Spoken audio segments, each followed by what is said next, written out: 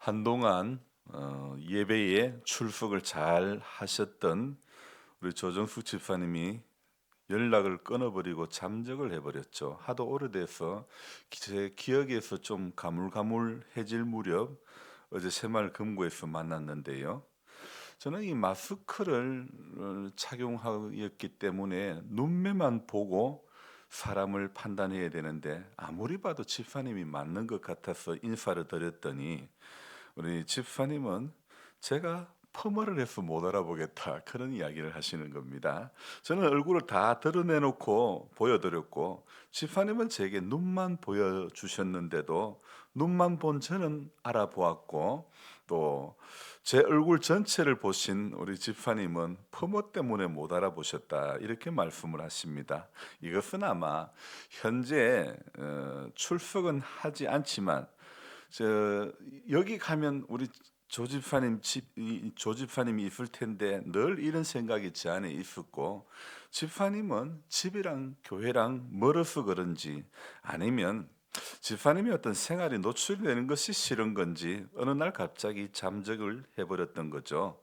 예배 참석할 때의 집사님의 얼굴은 참 환하고 웃음이 많았었는데 오래간만에 본 그 집사님의 얼굴에는 전혀 웃음기가 없이 이 몇 년 사이에 완전히 늙어버렸다는 그런 느낌을 받았습니다. 이것은 사람이 예배를 드린다는 것과 은혜를 받는다는 것과 그러지 않는 것에는 엄청난 차이가 있음을 여실히 보여주는 것이죠. 이것은 또 예수님 안에 사는 사람과 예수님과 멀어진 사람의 차이가 얼굴로 드러난다. 이렇게 말씀드릴 수도 있는 겁니다.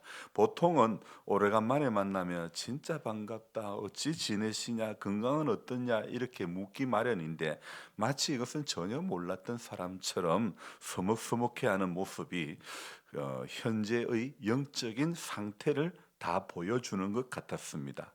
오늘 성경 읽기 이 본문에는 10가지 재앙에 대해서 나오는데 거기에 등장하는 바로의 모습은 어떤가요? 9번의 재앙이 있었지만 한결같이 그는 성경이 그를 표현하기를 완악한 사람이다. 그렇게 이야기하고 있죠. 그러다 마지막 10번째 재앙에서 그의 그 완악한 고집이 무너지고 말았죠. 사람은요, 누구라도 은혜를 받지 않으면 말 그대로 완악에 충만해질 수밖에 없는 것입니다. 제가 그래서 오늘 새벽에 생각해 보는 것은요. 바로가 따로 있는 게 아니다.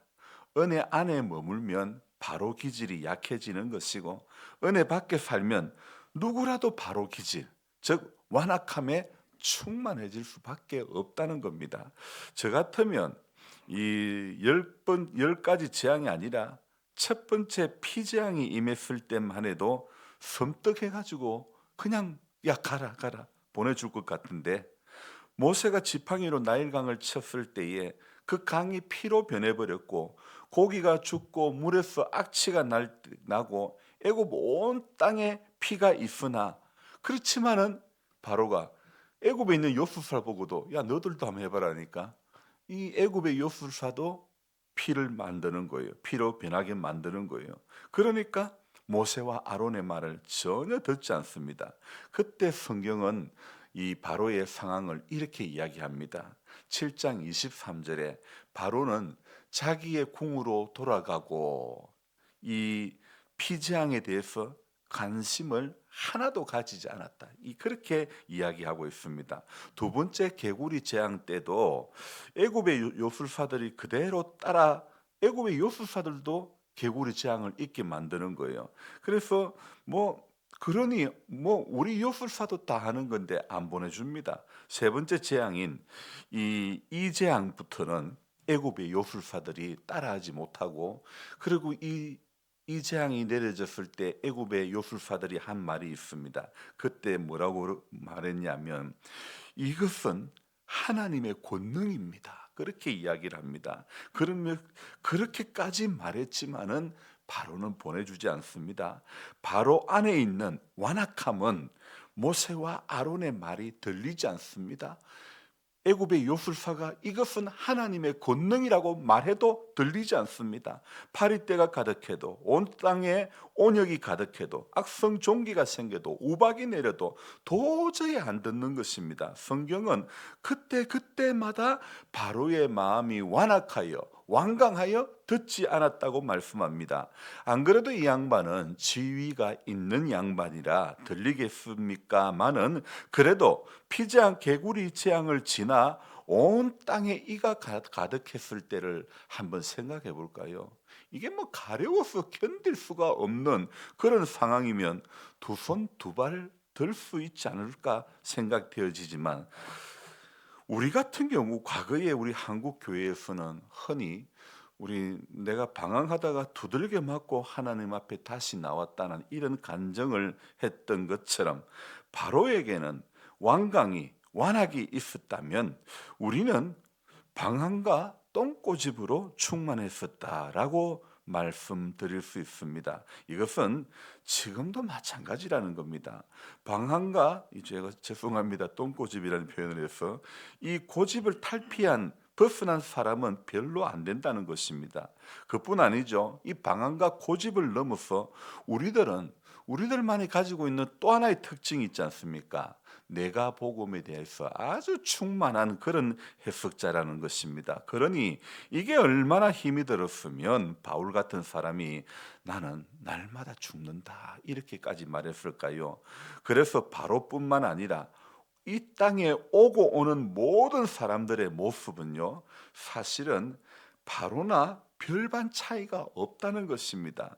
누구나 아담과 하와처럼 눈이 밝아진다는 말에 깊이 노출될 수 있는 사람이고, 동생을 죽이고도 자기는 살고 싶어 가지고 하나님 나 표 하나 주세요. 그래서 표를 받아 갔던 그 가인의 기절이 우리도 가득한 것이고, 다른 사람들 다 배반하고 도망가도 나는 절대 부인하거나 도망가지 않겠다고 했던 베드로 기질, 그리고 의심이 많아서 허리에 난 그 창자국에 손을 넣어보고 손과 발을 내가 직접 보고 나야 믿겠다고 했던 그 도마 기질, 그리고 자기는 한 푼도 써보지 못할 돈을 은산식 받고 팔아버린 그 가로인 유다의 어리석은 기질, 이런 것 앞에서 우리들을 바라보면 우리들 역시 바로보다 결코 만만치 않은 인물이라고 말할 수 있지 않을까요? 바로 때에는 10번째 장자 죽음의 두 손 두 발을 다 들었지만 아마 우리는 20번의 재앙이 30번의 재앙이 찾아와도 요나처럼 다시스로 도망가려 하지 니느웨로 가지 않으려 할 것이 뻔할 것 같습니다. 돈줄을 막으면 꼬리를 내릴까요? 아마 노숙하면서도 하나님의 뜻과는 반하는 그런 삶을 살았지 절대 10번째 재앙에 무너질 사람이 아닐 것 같습니다. 이런 의미에서 제가 오늘 이 새벽에 10가지 재앙을 생각해 보면서 결국 완악이라는 단어를 성경은 바로 앞에다가 낙인을 찍었지만, 그러나 성경이 이야기하는 이 바로가 최고로 완악한 사람이라고 성경은 이야기를 하지만은, 그러나 사실은 이 말씀 앞에 선 우리들에 비하면 바로는 아주 양호한 인생이다. 어쩌면 그렇게 말씀을 드릴 수도 있는 것입니다. 결국은요, 저는 이런 결론을 내려보았습니다. 10가지 재앙은 바로 때문에 행해진 것이 아니라 방황과 고집과 내가 복음에 충만한 우리들을 교훈하시고자 보여주신 그런 샘플이 아닐까, 이런 생각을 해봅니다. 그래서 또 한 가지 또 생각해 보는 것은 바로는 장자 죽음에, 사람이든 짐승이든 처음 난 것의 죽음에 항복이라도 했었지만은 우리들의 지금의 영성으로 볼 때는 아무리 많은 장자들이 죽어 나가도 눈 하나 깜빡이지 않을 그런 기세일 것 같습니다. 사실 바로 때에는 10가지 재앙이 내려질 줄을 알았습니까? 하나님께서 나 10가지 재앙을 내릴게 그리 말씀하시지 않았습니다. 내리다 보니 10번째 재앙까지 오게 된 것이지, 이 10가지 재앙, 우리 성경을 보는 우리들이야 10가지 재앙을 행했다는 것을 알고 있지만은요, 바로의 완악이 어떤 반면 교사가 되기는커녕 우리는 완악은 바로보다 더 충만하고 고집은 예수님도 꺾을 수 없고 어뜸이 되기를 좋아하는 것은 디오드레비보다도 더한 것이 우리들의 모습이 아닙니까? 오늘 출애굽기는요.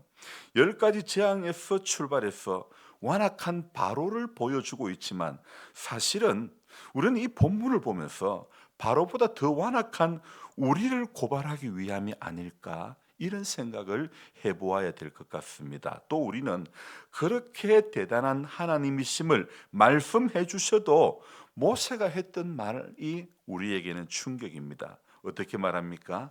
4장 10절에 6장 12절에 6장 30절에 바로 앞에 서려고 할 때 바로 앞에 가라 그럴 때에 모세가 했던 말이 무엇입니까?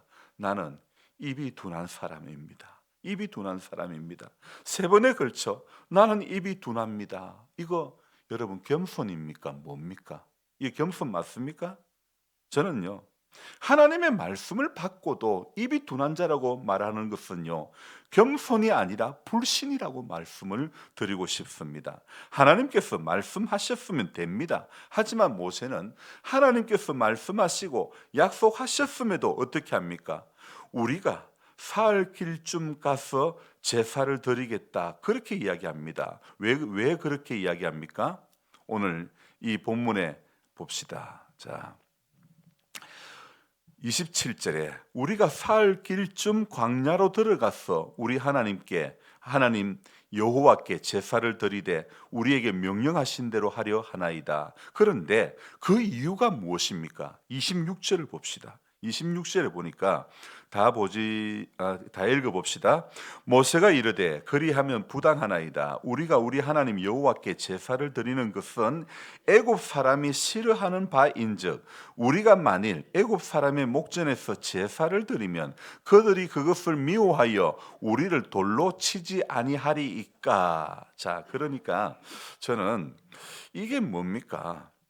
하나님께서 말씀하셨으면 되지 왜 지금 자기 생각이 이렇게 많습니까? 우리 조금 몇 장을 넘겨가지고 3장 18절을 봅시다. 3장 18절 말씀을 같이 읽습니다.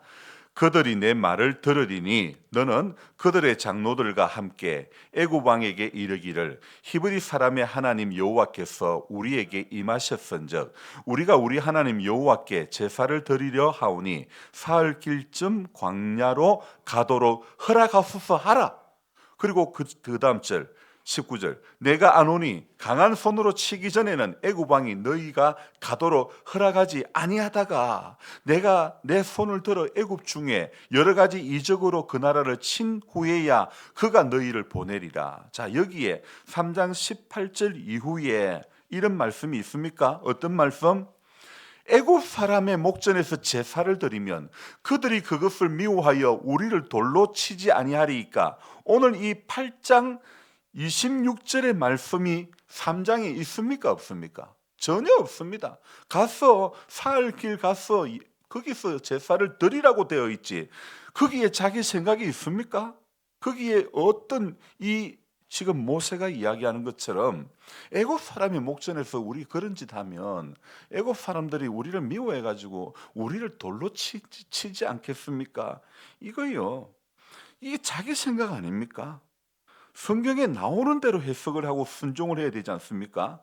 아브라함의 부인이 예뻐가지고 자기를 죽이고 사라를 뺏어갈 것이기 때문에 누이라고 말하는 것도 같은 맥락 아닙니까? 자기 생각 아닙니까? 자기 부인이 예뻤다고 뭐 반드시 죽이고 뺏어간다. 그거 자기 생각 아닙니까? 그리 아니하실지라도의 고백을 한 다니엘이 바로 자기의 현실을 부정하며 그리 아니하실지라도 하나님 앞에 그런 고백을 했던 그 사람이 바로 하나님의 사람다운 고백이 아닐까요? 오늘 우리가 신앙생활하면서 정말 붙들리지 말아야 할 것이 성경의 생각이 중요하지 자기 생각 그거 중요하지 않습니다. 예수님의 말씀이 중요하지 내 생각이 중요한 것은 하나도 없습니다. 요즘은요 음식을 하나 만들어도 이게 감이 되는 것이 얼마나 많은지 모릅니다.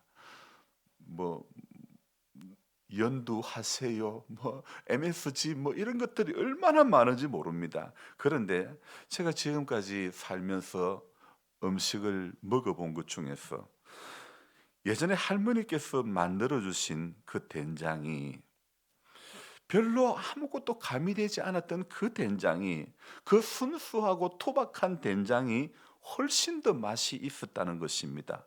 MSG를 하나도 가미하지 않았고 음식 고유의 맛을 살릴 때 더 좋은 음식, 건강한 음식이 되는 것처럼 하나님 말씀에 제발 우리 자기 생각을 거기다가 붙이지 맙시다. 애굽 사람의 목전에서 제사를 드리면 그들이 그것을 미워하여 우리를 돌로 치지 않겠습니까?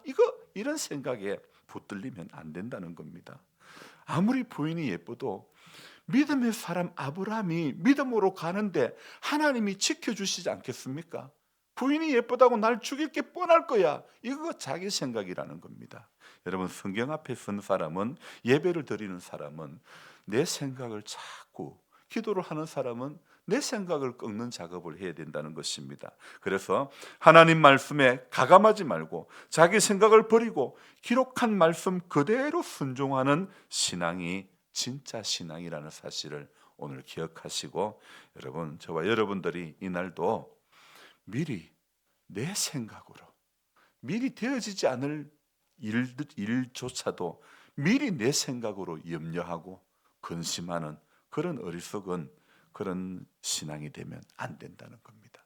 하나님 앞에 되어질 모든 일들, 미래가 불확실할수록 두 손 더 모으고 하나님 앞에 말씀은 뭐라고 내게 지시하고 있는가를 우리 두 눈을 더 부릅뜨고 뜨고 쳐다볼 수 있기를 주님의 이름으로 부탁드립니다. 기도하겠습니다. 하나님 아버지, 고맙고 감사를 드립니다. 10가지의 재앙을 우리가 지금까지 신앙생활하면서 출애굽기의 이 10가지 재앙에 대해서, 또 바로가 얼마나 완악한 인생이라는 것에 대해서 너무도 잘 압니다. 하지만 이 10가지 재앙을 수도 없이 보면서 내가 완악한 사람이라는 것은 종종 깨닫지 못합니다. 남의 눈에 들보는 들보가 아니라 튀임에도 들보라고 박박 우겨댑니다. 내 안에 있는 들보는 들보가 아니고 티라고 박박 우겨대는 그런 모습들이 점점 갈수록 더 심해지고 더 중증이 되는 것 아닌지 모르겠습니다. 주님, 말씀 앞에 선 인생들은 말씀이 그대로, 말씀이 정언하고 있는 그대로 믿어야 될 터인데 왜 이렇게 아브라함도, 믿음의 조상이 된 아브라함도 자기 생각이 많았고, 이스라엘 백성들을 인도해내야 될 중차대한 사명을 가지고 부름을 받은 모세도 왜 이렇게 자기 생각이 많았습니까? 하나님, 예수님이 12제자 중에 수제자인 베드로도 사람이 누구라도 다 맹세할 수 있는 사람은 아무도 없는데 다른 사람 다 부인해도 나는 부인하지 않겠다고 했지만, 우리는 베드로의 말로를, 베드로가 어떻게 부인하고 말았는지를 너무도 잘 알고 있지 않습니까? 그래서 그는 그게 너무 부끄러웠어. 요한의 아들 시몬아, 네가 나를 사랑하느냐 했을 때도 마찬가지고 베드로도 마찬가지고, 나는 십자가에 끌려 못 박아 달라고 했던 그런 고백들, 하나님, 정말 말씀 앞에서 자신이 깨어진 인생들은 그리 말할 수밖에 없는 것 아닙니까? 주님, 그래서 말씀 앞에서 자기 생각을 버릴 줄 아는, 그래서 내가 복음에 붙들려 충만할 것이 아니라 여전히 10가지 재앙을 보고도 바로만 보았지 나 자신은 못 보는 어리석음을 불쌍히 여겨주시고, 주님, 우리의 완악과 우리의 완고를 주님 불쌍히 여겨주시고, 하나님의 말씀 앞에 바울이 그래서 내가 죄인 중에 개수다고, 만삭도 되지 못한 자라고, 나는 날마다 죽는다고 고백했던 그 고백이 우리의 삶에서도 이어질 수 있도록 도와주옵소서. 그래야 우리가 영적으로 살아날 수 있고 회복이 되고 우리 얼굴이 펴지고 예수 만난 얼굴과 그 기쁨이 우리 모습 속에 드러나게 될 줄로 믿습니다. 주님, 꼭 다시 우리 하나님 가장 충만했을 때를 사모하며 우리 하나님 앞에 우리의 신앙이 매일매일 은혜로 충만해진 모습을 비출 수 있는, 그래서 믿지 않는 사람들이 우리를 볼 때 너희 하나님이 과연 너희와 함께 한다는 말을 들을 수 있는 우리 모두가 될 수 있도록 도와주옵소서. 여전히 몸에 약함이 있는 분들의 하나님 건강을 회복시켜 주시기를 원하옵고, 주의 은혜로 강건케 하루하루를 잘 이겨낼 수 있도록 도와주옵소서. 예수님의 존귀하신 이름으로 감사하며 기도드리옵나이다. 아멘. 간절한 마음으로 주여 부르고 기도합니다. 주여, 주여, 주여.